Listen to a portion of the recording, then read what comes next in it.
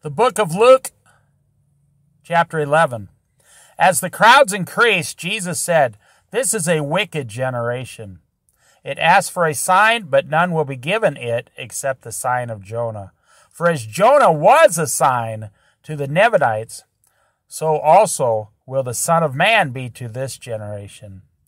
The queen of the south will rise at the judgment, and the people of this generation, and condemn them.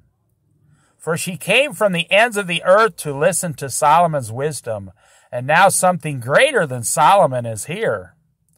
The men of Nineveh will stand up in the judgment of this generation and condemn it, for they repented at the preaching of Jonah, and now something greater than Jonah is here." The book of Luke, chapter 12. Meanwhile, when a crowd of many thousands had gathered, so that they were trampling on one another, Jesus began to speak first to his disciples, saying, "Be on your guard against the yeast of the Pharisees, which is hypocrisy. There is nothing concealed that will not be disclosed, or hidden that will not be made known. What you have said in the dark will be heard in the daylight, and what you have whispered in the ear in the inner rooms will be proclaimed from the roofs." Book of Luke, chapter 12. I tell you, my friends, do not be afraid of those who kill the body, and after that can do no more. But I will show you whom you should fear. Fear him who, after your body has been killed, has authority to throw you into hell. Yes, I tell you, fear him. Are not 5 sparrows sold for 2 pennies? Yet not one of them is forgotten by God.